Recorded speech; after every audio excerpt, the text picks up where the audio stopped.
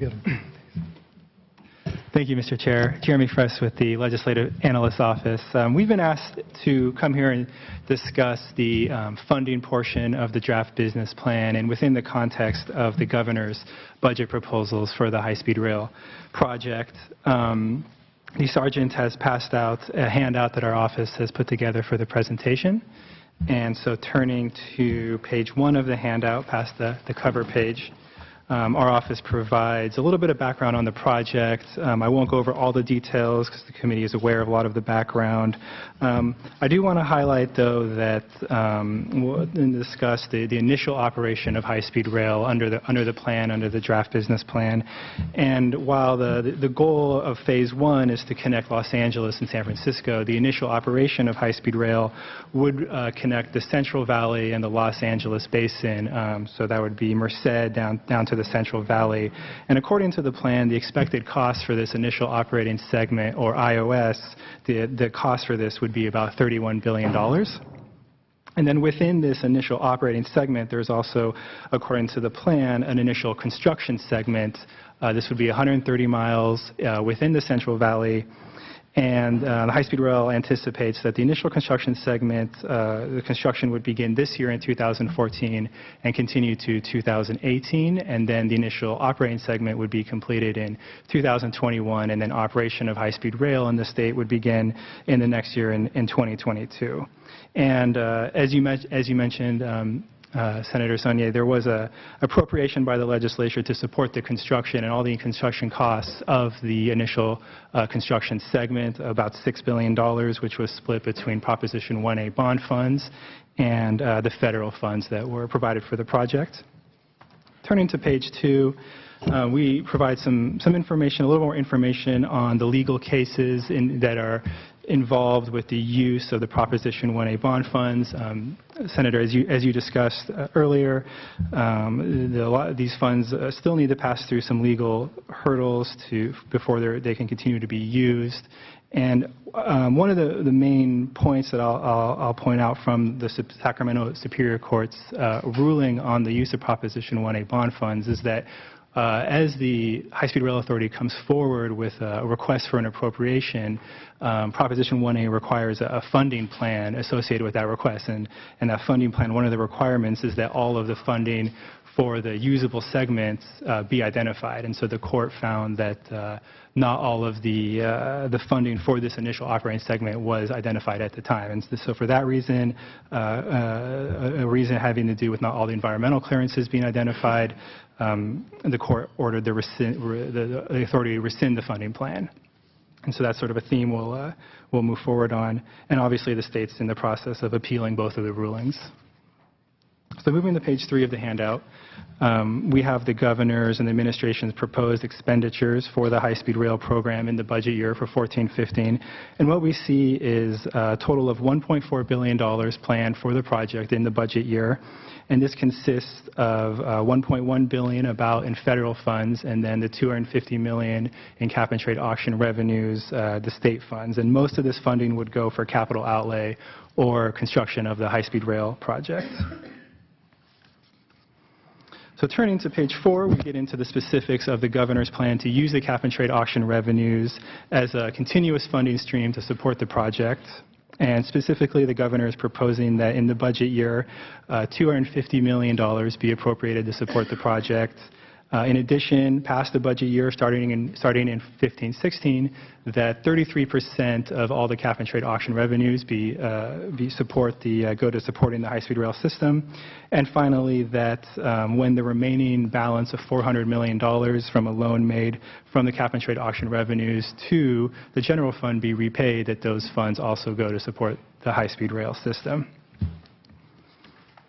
So turning to page 5, our office has raised a few issues the legislature may wish to consider when thinking about these budget proposals.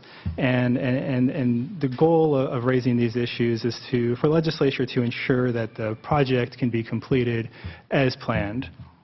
And so the first issue that our office has raised is that using these cap-and-trade auction revenues for the high-speed rail project may not maximize greenhouse gas reductions. And the cap-and-trade program, the primary goal of the cap-and-trade program is to reduce greenhouse gas emission levels in the state by 2020 to 1990 levels. And we would just point out that the high-speed rail project or system isn't going to contribute to greenhouse gas reductions until it's operational. And under the current plan, the system will not be operational until 2022. So that's obviously past the 2020 timeline. And we would also point out that the construction of the high-speed rail project, this giant construction project, will generate greenhouse gas emissions. And the authority has indicated that it plans to offset any emissions generated in the project. And it may very well be that they'll be successful in offsetting all of the emissions, but over the next few years, the cap-and-trade auction revenues would still be used to basically create emissions that would then need to be offset, so just in the next few years. So moving to our next issue, we've been moving back to the funding aspects. According to the draft business plan, the total cost for the IOS would be $31 billion, and currently there are $10 billion about committed to the project, and this consists of federal funds and the Proposition 1A bond funds. And so this leaves a shortfall currently to finish the IOS of $21 billion. And we find that, and Senator, as you were discussing earlier, that the other possible funding sources, the federal funds or the private funds, are likely not to become available for the first operation segment. And Mr. Morales mentioned that, to get into the specifics, Mr. Morales mentioned that the private sector at an appropriate time may come forward and support the project, but according to the 2012 business plan, the private sector will come in, support the project when the project is operational and demonstrates a positive operating revenue, in which case the private sector can see, okay, we can make money, we can come in and support the expansion of the project. And so obviously that's not going to occur according to their documents until this first operational segment is completed. And then, as you mentioned, given the situation in Washington, the federal budget, it's unlikely that we find in the next few years that the federal money will come forward for the project. So really what we're seeing is there's a $21 billion deficit, and it's really going on the state that will have to address this shortfall of funding. And so our next issue to consider, and related to the second issue, is that at this time it's unclear how much cap-and-trade funding will be dedicated to the project and if the shortfall will be addressed with cap-and-trade funding. And so the governor is proposing that starting in 15-16, that 33% of these auction revenues be used for the program. But what we haven't seen from the administration is estimates for what level of auction revenues the state's going to receive. And so basically what we're seeing is the project is going to receive 33% of an unknown number. And so you're not able to tell if the 1A funds, the federal funds, and the cap-and-trade auction revenue funds are going to be enough in any given year to support the construction costs of the project under the administration's plan. And we note that under information provided by the High-Speed Rail Authority, the capital costs of construction for the IOS average just under $4 billion a year from now until 2021. So it's a significant amount of money. And to the extent that cap-and-trade auction revenues are not enough to fill the shortfall, the administration may come forward with other revenue sources, other likely state revenue sources. And finally, our final point is that under the current plan, the administration, High-Speed Rail Authority, will expend about $1.6 billion in federal dollars in the current year and the budget year for the high-speed rail program. And at this time, as of today, the only other funding source for high-speed rail is Proposition 1A funds, which still have to go through legal hurdles, and there's a risk to their availability. And we would just note that to the extent that federal dollars are expended on the project that require a match, the federal government and the Federal Railway Administration reserve the right to require the state to pay back the federal government for any funds that are not matched, that require a match. So those are our concerns, or our issues that we've raised with the project. Hopefully that's been helpful in terms of helping the legislature ensure the project is completed as planned, and we'd be happy to take any questions. Just a few. I was going to save them for after Mr. Thompson, but as long as I'm the only member here, I might as well jump in. I only have to worry about managing myself rather than the rest of the committee, which is enough of a challenge. So on the first point, the LAO, although not you, Ms. Roberts, has consistently told this committee of the legislative analyst's skepticism about the applicability legally for using cap-and-trade funds. So you really haven't changed that. Your tenor is probably toned down a little bit from previous testimony, but your position still is, in your analysis, is this is still pretty risky venture using cap-and-trade funds. Well, obviously I'm not the expert in that specific area, but the position of the office is that there's still, court cases are going through. There's still maybe legal court decisions that affect how the revenues from the cap-and-trade auctions can be used for the entire scope of what's being proposed. So I think that concern is not specific to the high-speed rail project itself. Okay. In the past, but the office isn't changing any of its previous analysis in terms of the applicability for cap-and-trade funds for high-speed rail. That's correct. Okay. So the $21 billion, as you mentioned, $250 million, and the $4 billion figure a year for the initial operating segment. And you said most likely, obviously, we're going to have to find other funds.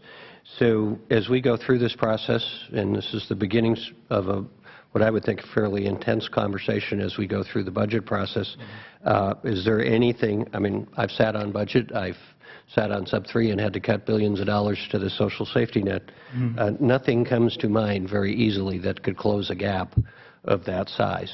And nothing in the revised business plan really addresses with any degree of specificity as to where that money would come from. And to that point, based on these issues, our office recommends that the legislature require the administration to come forward with a funding plan that details exactly how this deficit will be addressed and what the funding sources will be in each year to support the capital cost of the program. And I will take Mr. Morales at his word that that's going to be forthcoming, and we will continue to use the analogy of we're buying a house, a very large house, So let's see. And then on the risk of not coming up with the funds and then owing the federal government, I think it's fairly self-explanatory, but you've spent some time on this. So clearly the risk is that it wouldn't be forgiven, that if we couldn't match the federal funds, that they would ask us to repay those funds.